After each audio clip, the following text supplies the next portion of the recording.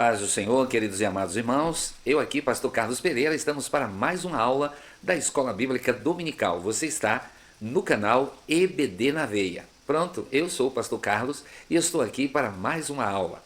EBD na Veia é o nosso canal e para mim é um prazer muito grande estar com todos vocês aqui para mais uma aula da Escola Dominical. Aproveitando, quero agradecer a todos os irmãos que têm atendido, né, o nosso pedido, né, e estão clicando aí no gostei, estão se inscrevendo no nosso canal, conseguimos chegar a 1000 inscritos. Continue compartilhando, né, esse vídeo para esse canal, o nosso conteúdo para outras pessoas. Por quê?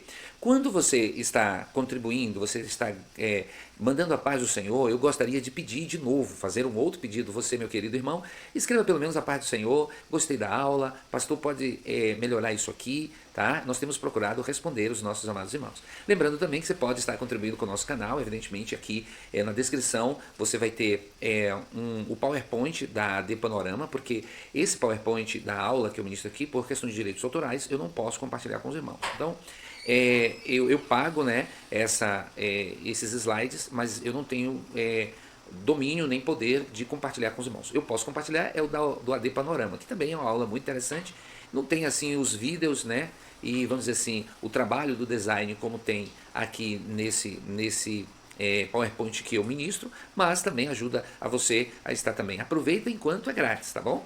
Nós estamos trabalhando para apresentar aos irmãos o melhor, a proporção que o nosso canal também vai crescendo, tá? Deus abençoe você. Vamos para esta aula maravilhosa. Nós vamos estar estudando hoje uma igreja fiel à pregação do Evangelho. Então, nós vamos estudar hoje um assunto importante que é a pregação do Evangelho, né? E eu quero louvar a Deus aqui porque o Senhor nos permitiu sermos também professor de hermenêutica e homilética, que é a arte de falar em público e a arte de preparar sermões, né, evangélicos, tá? Cristãos, da pregação. E é um tema muito importante. Veja que quando você vai ao culto, a gente sabe que o ponto mais importante é a pregação, porque mesmo, né, que você oriente alguém, que você como pai oriente seu filho, como mãe você oriente sua filha, ou vice-versa, ou você fale com o irmão, dê um conselho, mas quando ele vai ouvir a pregação da palavra, Deus revela ao pregador e ali ele muda. A pregação tem salvado vidas, a pregação tem sido a forma de proclamação do Evangelho. Todos nós, né, somos frutos do trabalho de alguém que nos pregou a palavra de Deus, né? Inclusive eu tenho um curso, Pregador e a Mensagem, que eu trato exatamente isso. A gente trata a importância, né, dos elementos principais da introdução, do desenvolvimento, da conclusão, a questão da aplicação, né? Todas essas dinâmicas que envolvem a pregação da palavra de Deus. A pregação é muito importante. A pregação, ela tem, os sermões, ele tem tipos de sermões, portanto, existe o sermão expositivo, existe o sermão biográfico, existe o sermão temático. Eu gosto muito de pregar sermões temáticos e gosto também muito de pregar sermões expositivos. Mas também gosto do biográfico, que também ele tem as suas funções como pastor. A gente às vezes precisa usar o sermão textual, aquele que a gente pega o texto e vai comentando versículo por versículo, tá bom? Deus abençoe você. O assunto hoje é muito importante, uma igreja fiel à pregação do Evangelho, e nós estamos na lição de número 3 do nosso terceiro trimestre. Se você ainda não é inscrito no canal, se inscreva no nosso canal e vamos estudar a palavra de Deus. Que maravilha! Vamos lá. Uma igreja fiel à pregação do Evangelho é o nosso assunto de hoje. O que nós vamos estudar hoje, meus amados irmãos? Bom, a pregação bíblica é a marca essencial de uma igreja fiel ao chamado, né? A pregação bíblica é a marca fiel de uma igreja que entende que o chamado dela é pregar o Evangelho. A nossa lição, ela destaca que a verdadeira pregação é inspirada pelo Espírito Santo e, evidentemente, centrada em Cristo e voltada à transformação de vidas. Em um tempo de superficialidade espiritual, a igreja precisa voltar à simplicidade e à autoridade da palavra, pregando com clareza, fidelidade e poder do alto, né? Isso aqui é muito significativo, isso aqui é muito importante, a gente está destacando. Agora vamos para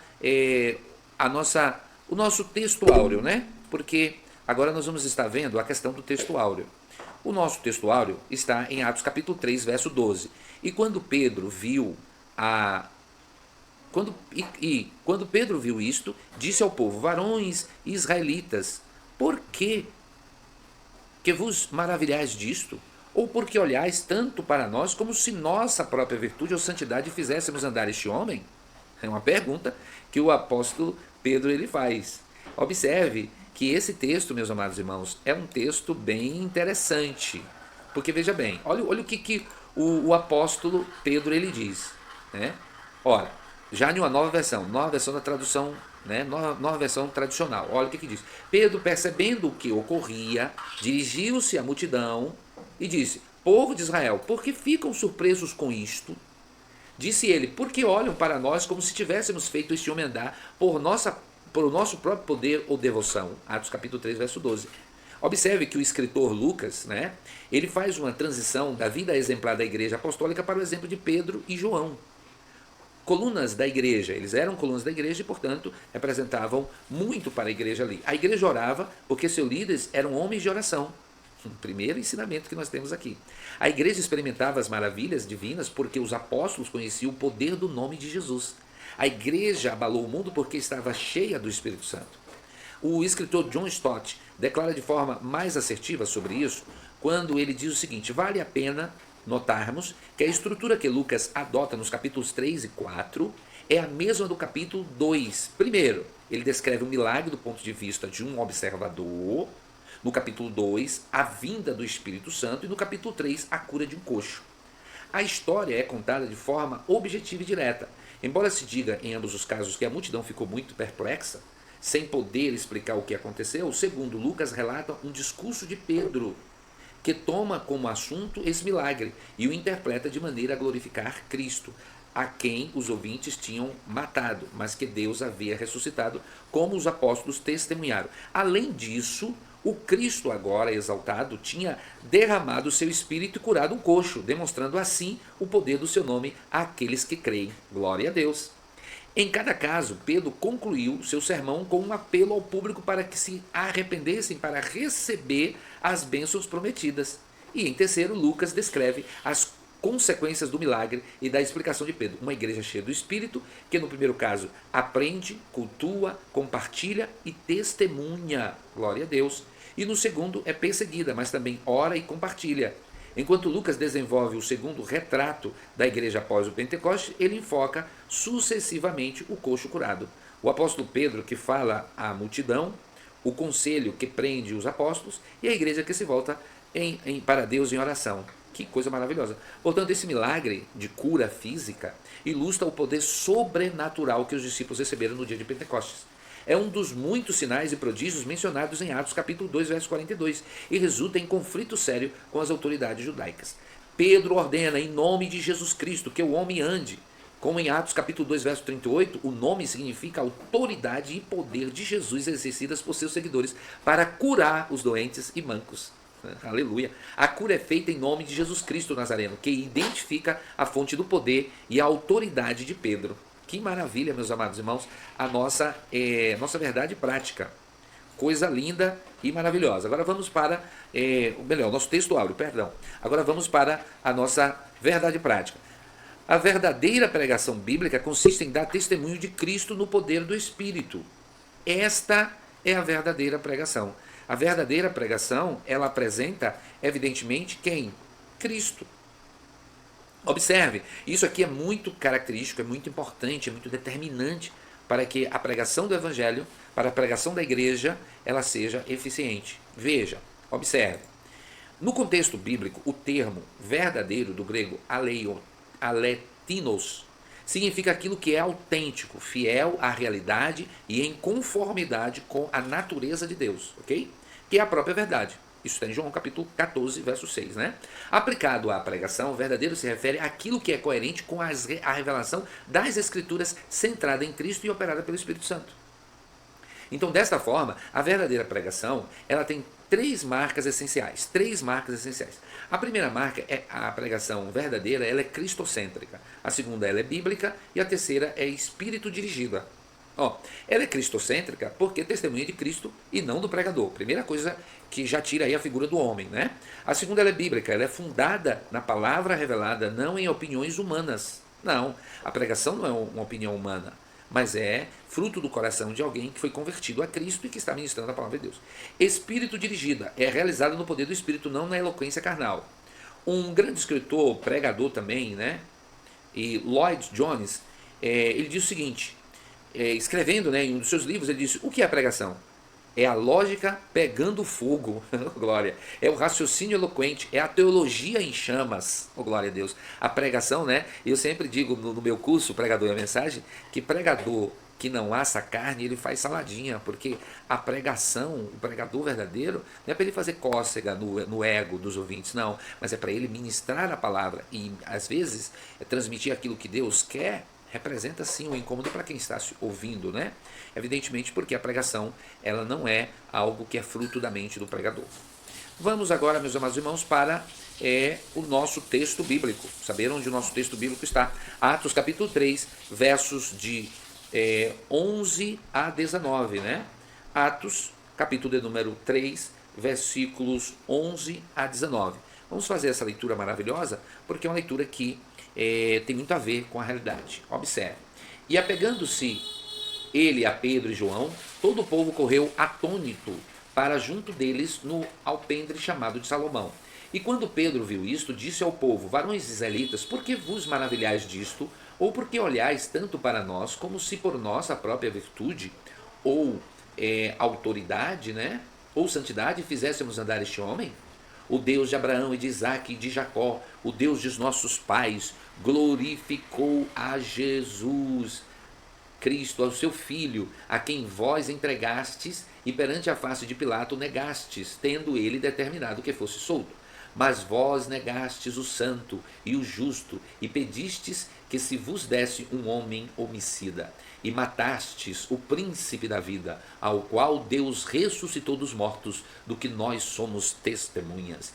E pela fé no seu nome, fez o seu nome fortalecer a este, que vedes e conheceis, e a fé que é por ele, por ele deu a este, na presença de todos vós, esta perfeita saúde. Observe, e agora, irmãos, eu sei que o fizestes por ignorância, como também os vossos príncipes, mas Deus assim cumpriu o que dantes pela boca de todos os seus profetas havia anunciado, que o Cristo havia de padecer. Arrependei-vos, pois, e convertei-vos, para que sejam apagados os vossos pecados, e venham assim os tempos do refrigério pela presença do Senhor. Que leitura maravilhosa e que leitura poderosa, que retrata, evidentemente, meus amados irmãos, a realidade, né, da pregação de Pedro. Pedro está pregando e ensinando sobre isso.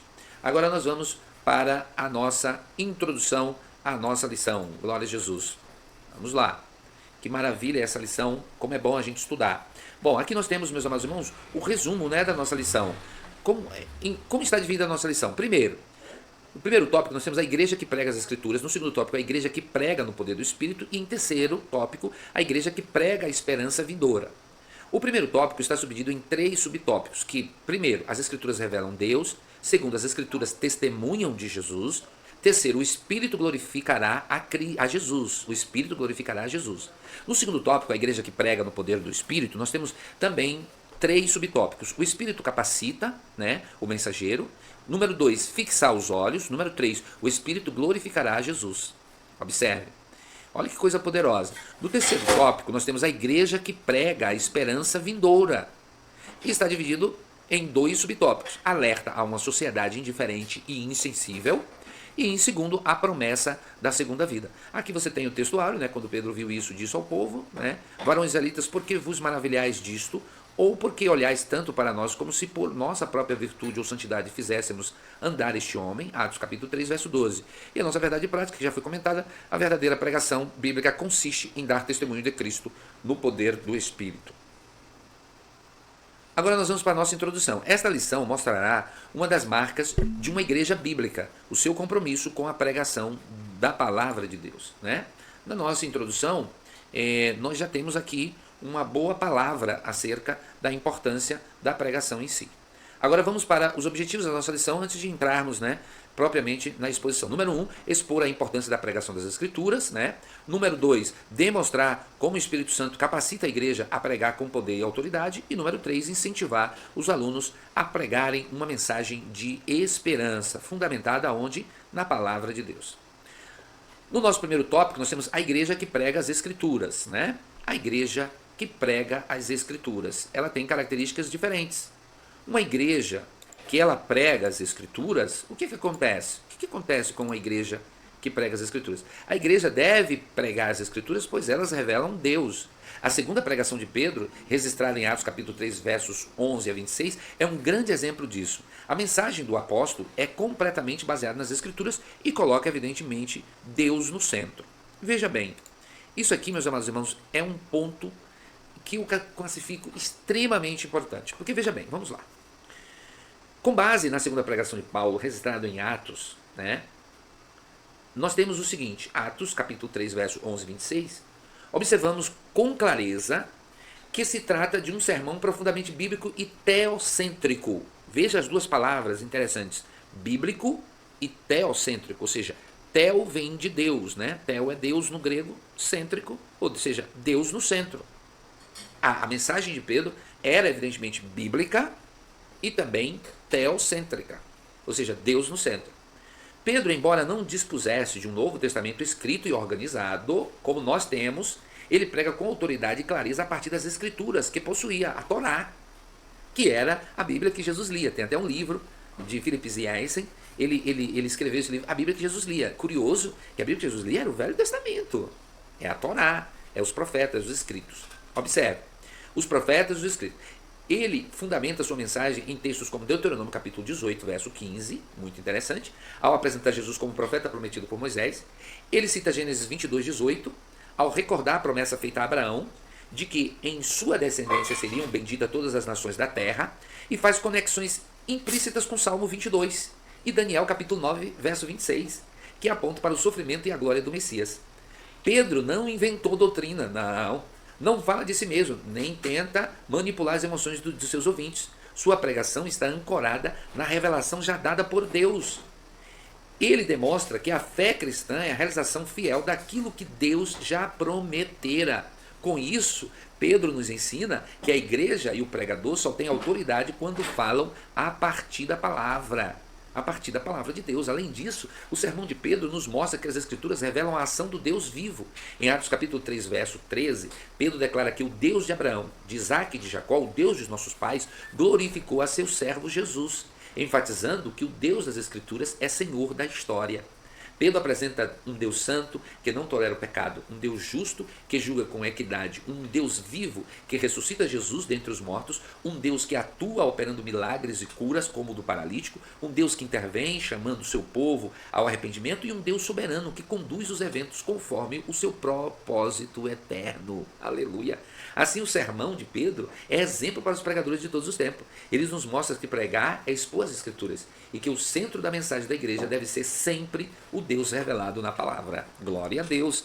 Isso aqui, meus irmãos, é muito significativo quando nós estamos estudando, né, uma igreja fiel à pregação do Evangelho. Porque aqui é o cerne da questão da pregação. Isso aqui é o foco. Você não pode mudar isso aqui. O que nós temos visto em muitas pregações hoje é a ausência de Cristo. É a ausência da palavra. É a ausência da exposição da palavra bíblica, né? E eu quero deixar bem claro para os irmãos que eu sou da linha, evidentemente, que defende a pregação bíblica, porque a pregação bíblica tem poder, a palavra de Deus tem poder, ela precisa ser pregada com autoridade. Amém? Vamos para o nosso segundo tópico aí, né? Que é, agora o segundo tópico é as Escrituras testemunham de Jesus. As Escrituras apontam para Cristo. Jesus disse que as Escrituras davam testemunho dele. Cristo é o centro da Bíblia e essa também era a compreensão do apóstolo Paulo. Olha aqui que coisa poderosa, meus amados irmãos. As Escrituras testemunham de Jesus. Os primeiros pregadores estavam profundamente comprometidos com a exaltação do nome de Jesus. Foi nesse nome que eles batizavam e curavam. Até mesmo os adversários da igreja reconheciam que o nome de Jesus era o centro da pregação apostólica.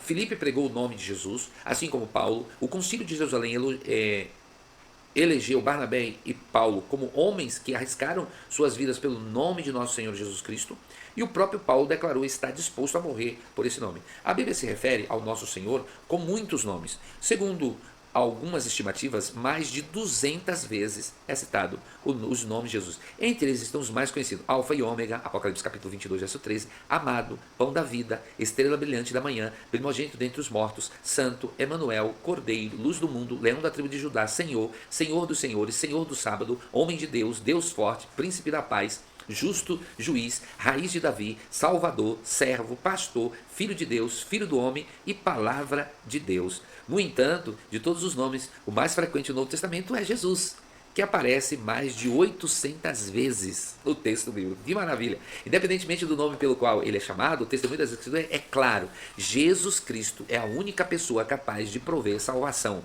Todas as bênçãos espirituais vêm por meio do seu nome, incluindo a adoção como filhos de Deus, a salvação, o perdão dos pecados, as respostas às orações e o dom do Espírito Santo. É em seu nome que todo joelho se dobrará. Os crentes devem fazer tudo em seu nome, para que o nome de Jesus seja glorificado. Glória ao nome de Jesus. Aqueles que invocam o seu nome devem se afastar do pecado. E Mateus capítulo 7, versos 21 e 23 adverte que nem todo o que me diz Senhor, Senhor herdará o reino.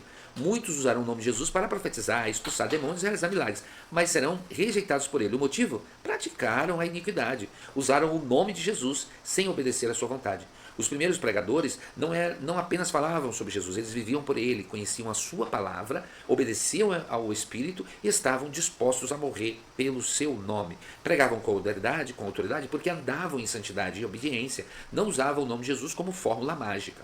Hoje muitos falam de Jesus, cantam sobre Jesus, oram em nome de Jesus, mas não vivem como servos de Jesus. Mateus capítulo 7 nos lembra que o uso religioso do nome não substitui uma vida de arrependimento, obediência e santidade. Tá?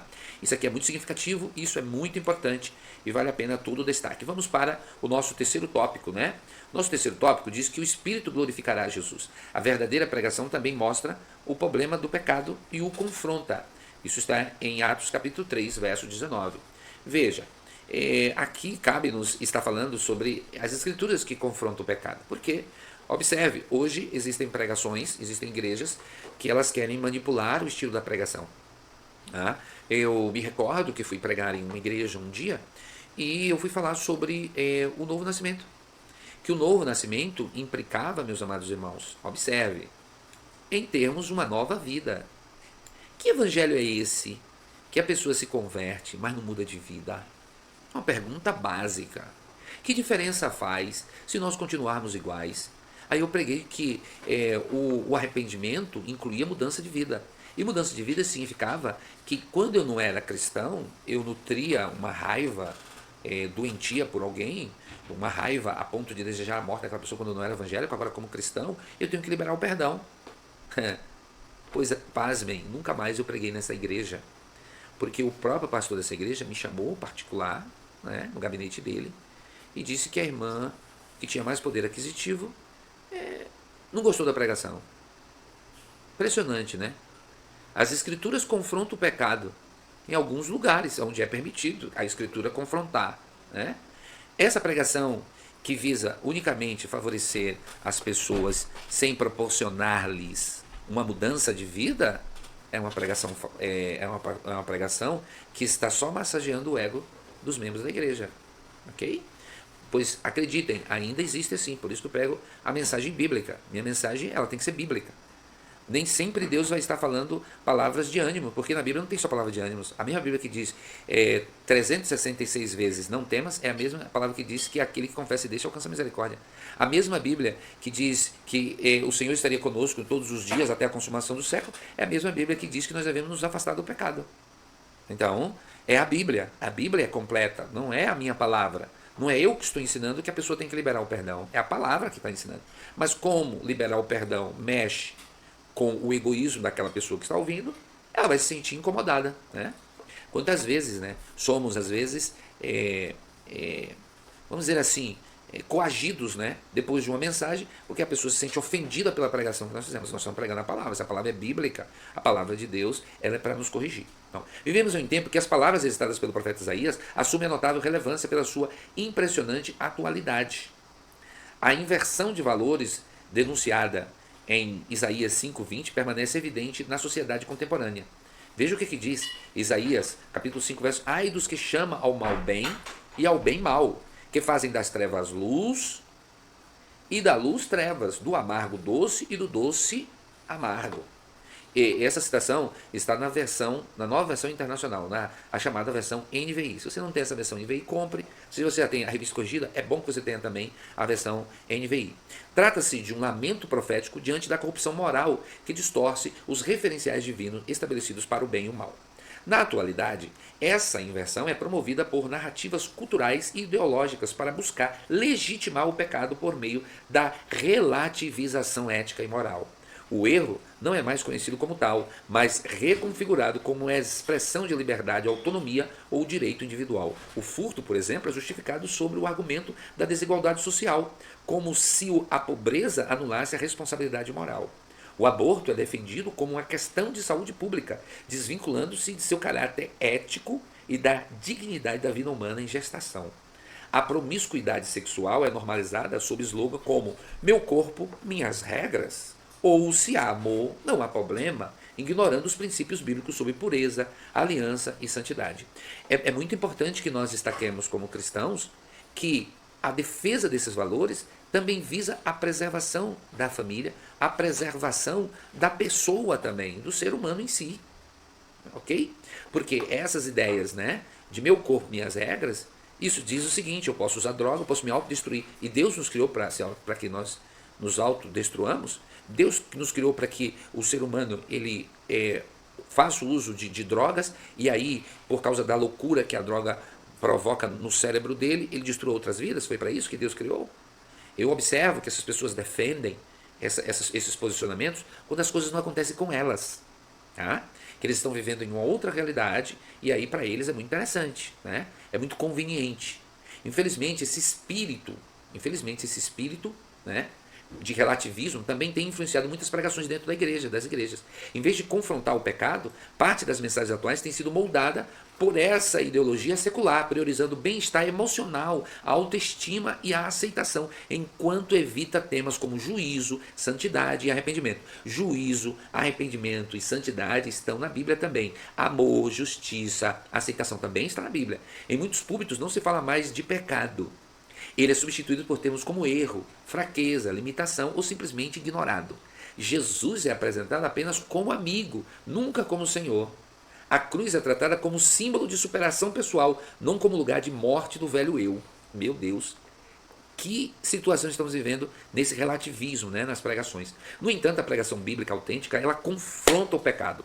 O verdadeiro pregador, comprometido com a palavra de Deus, ele não busca agradar os ouvintes, mas proclama a verdade com fidelidade. O pecado continua sendo pecado, mesmo que a cultura o celebre. O evangelho genuíno não mascara a realidade da condenação, mas aponta para a única solução, o arrependimento e a fé em Jesus Cristo. Pedro, em Atos 3, não hesitou em dizer ao povo: vós matastes o autor da vida. João Batista bradava: arrependei-vos, raça de víboras. Jesus pregava: arrependei-vos, porque é chegado o reino dos céus. A igreja fiel deve seguir esse mesmo caminho. O pregador bíblico chama o povo ao arrependimento, não ao conformismo. Ele anuncia graça, mas não omite o juízo. Ele proclama o amor de Deus, mas não silencia sobre a necessidade de abandonar o pecado. Que palavras poderosas! Veja como é interessante, meus amados irmãos, estudarmos a palavra de Deus. Veja que lição poderosa, né? Agora vamos para a sinopse, né, do nosso primeiro tópico. A igreja bíblica fundamenta sua pregação nas escrituras, que revela Deus e testifica de Jesus. Agora vamos para o nosso segundo tópico, que é a igreja que prega no poder do Espírito. A igreja que prega no poder do Espírito. Bom, o Espírito capacita o mensageiro. É o Espírito Santo que nos capacita. Não podemos nos esquecer de que Pedro estava cheio do Espírito Santo quando pregou a mensagem registrada em Atos capítulo 3. Não podemos esquecer disso. Por quê? Olha aí, que coisa poderosa. Quem capacita o pregador é o Espírito Santo. Ser cheio do Espírito Santo é ter a vida integralmente sobre a condução e a influência do próprio Deus. Glória a Deus. É viver dentro de uma direção divina tão real e intensa que nossas palavras, decisões e atitude deixam de refletir apenas nossa natureza limitada, sendo, portanto, influenciadas diretamente pelo Espírito. Não é êxtase ou empolgação descontrolada, não, de jeito nenhum. Essa verdade aparece claramente em Pedro, quando ele encara o homem aleijado à porta do templo e, movido por algo muito maior do que a sua própria coragem, proclama: levanta-te e anda. Pedro, dominado pelo Espírito Santo, vê além das limitações naturais e age com ousadia sobrenatural. Aqui está o diferencial. Uma vida cheia do Espírito Santo não age a partir dos seus próprios recursos ou da sua confiança pessoal, mas sobre a autoridade e a inspiração e o poder daquele que a enche. A legendária história de Tomás de Aquino e o Papa Inocêncio IV nos vem à mente em conexão com essa passagem. Aquino surpreendeu o Papa ao visitá-lo no momento em que ele estava contando uma grande quantidade de moedas de ouro e prata. Ao vê-lo, o Papa disse: irmão, como você pode perceber, não posso dizer mais como Pedro disse ao paralítico: não tenho ouro e nem prata. Aquino então lhe respondeu: isso é verdade, mas também o Senhor não pode dizer ao paralítico: levanta e anda. Pedro não realizou o milagre a partir de sua autoconfiança, não. Recursos financeiros ou influência social, não, de jeito nenhum. A sua autoridade veio exclusivamente pela plenitude do Espírito Santo. Ao refletir nesse assunto, somos alertados sobre o perigo sutil de perdermos o poder espiritual ao trocá-lo por aquilo que o mundo oferece: segurança, conforto, bens materiais ou reputação. Que coisa tremenda, meus amados irmãos, que coisa maravilhosa. Agora vamos para o nosso segundo tópico, né? Fixar os olhos. Segundo tópico, fixar os olhos. Essa mesma expressão também é usada para descrever o apóstolo Paulo, cheio do Espírito Santo, quando olhou fixamente para um homem paralítico na cidade de Listra e o curou. Isso está em Atos capítulo 14, verso 9. Da mesma forma aparece em Atos capítulo 13, verso 9, quando Paulo, cheio do Espírito Santo, fixou os olhos no falso profeta Elimas para o repreender. Vamos lá. Aqui nós temos uma coisa aqui bem significativa e característica, né, meus amados irmãos? Fixar os olhos. No livro de Atos, o Espírito Santo não aparece apenas como um complemento da obra apostólica, não, mas como protagonista absoluto na expansão da igreja. É tanto que alguns, teólogos dizem que Atos dos Apóstolos poderia ser chamado também de Atos do Espírito Santo. Assim, no ministério da igreja primitiva, o Espírito Santo era indispensável, pois capacitava os apóstolos a realizar a missão confiada por Cristo. Era o Espírito quem dava ousadia para enfrentar perseguições, Atos capítulo 4, verso 31. Guiava os passos da igreja na expansão missionária e era também com ele que conferia autoridade espiritual na pregação. Sem o Espírito Santo, a igreja seria apenas uma organização religiosa sem poder ou capacidade de impactar o mundo. A igreja contemporânea precisa urgentemente retornar à dependência plena do Espírito Santo, sobretudo em sua pregação. Pregar não pode ser reduzido a mero discurso bem preparado, apresentação técnica ou domínio intelectual. É importante destacar que a plenitude do Espírito Santo não exclui o estudo, ok? A plenitude do Espírito Santo não exclui o estudo como alguns defendem. Muito pelo contrário, a busca do conhecimento ou desenvolvimento intelectual. É importante que nós dizemos que quanto mais cheio do Espírito alguém está, maior será a sua sede por conhecer a palavra de Deus e comunicar com clareza e coerência a mensagem que recebeu. O anti-intelectualismo não tem espaço quando a espiritualidade é autêntica. Precisamos de pregadores bíblicos, mas inflamados pelo poder do Espírito. Isso aqui é muito característico, porque eu me recordo quando eu estava fazendo os meus estudos, estudando teologia, estudando o básico em teologia, depois passei para o médio, depois eu fiz o bacharel.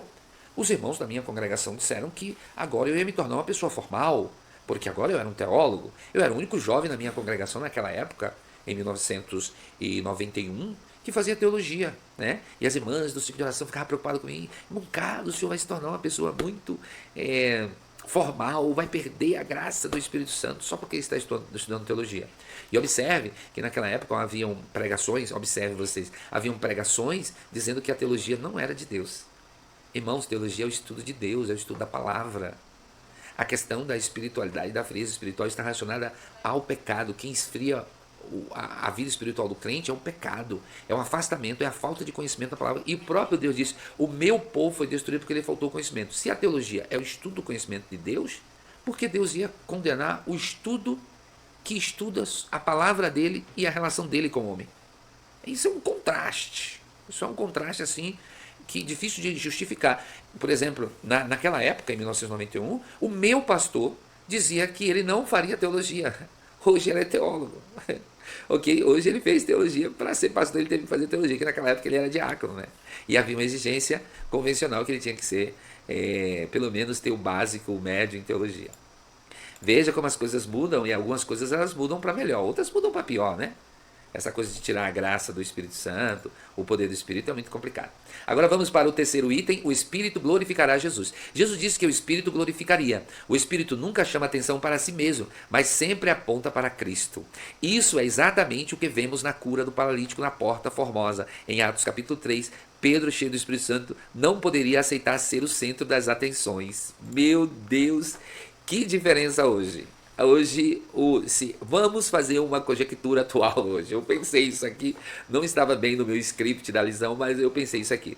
Vamos supor que um desses pregadores sensacionalistas, né, televisionais aí, que utilizam muito para expor milagre, fizesse a cura que Pedro e João fizeram lá na Porta Formosa.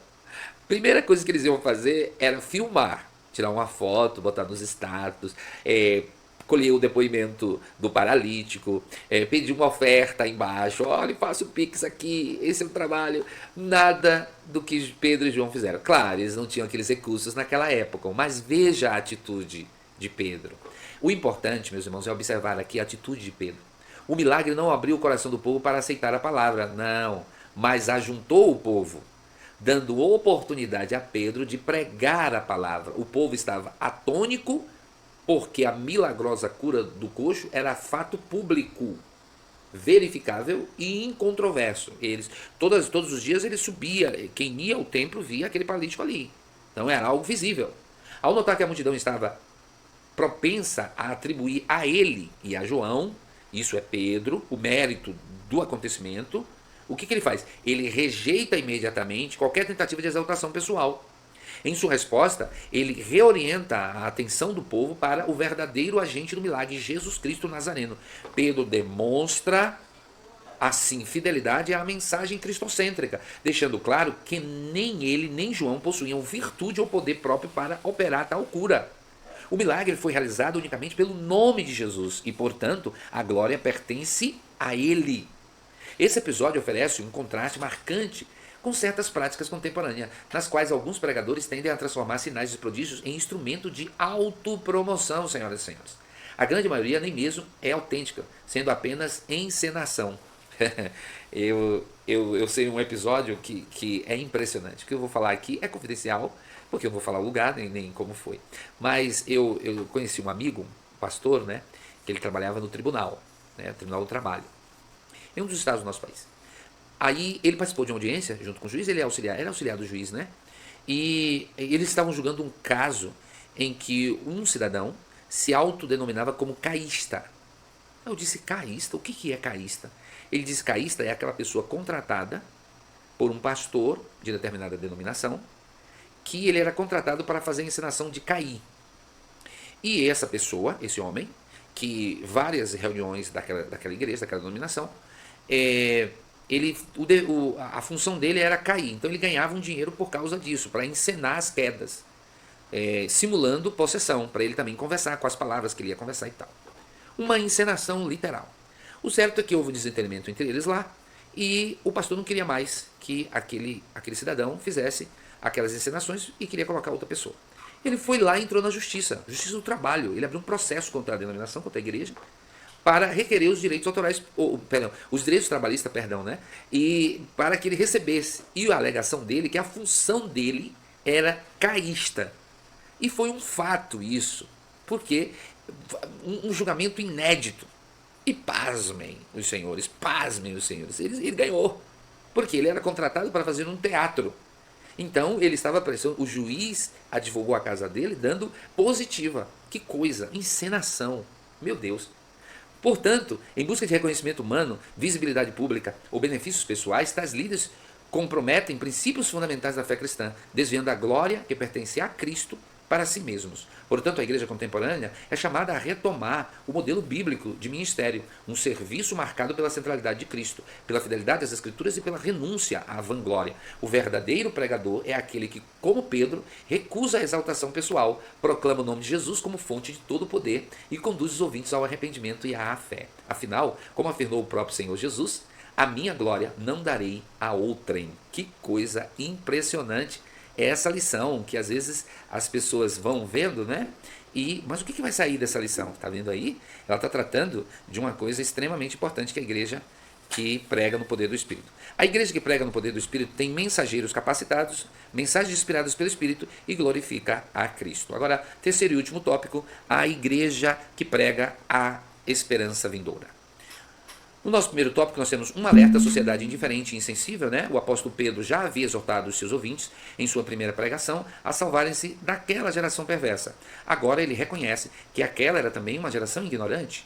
Era uma cultura indiferente e insensível à realidade espiritual. A insensibilidade às coisas espirituais é a marca daqueles que não conhecem a Deus. E é a essas pessoas que a mensagem da cruz deve ser pregada. E deve ser pregada com muita determinação. É exatamente para essa sociedade. O evangelho é para todas as culturas e para todas as sociedades. O apóstolo Pedro, ao pregar no templo, após o milagre da cura do coxo, faz uma leitura da realidade espiritual da sua geração. Pedro via um povo mergulhado na cegueira espiritual, insensível à verdade, incapaz de reconhecer o Messias, mesmo diante das evidências incontestáveis.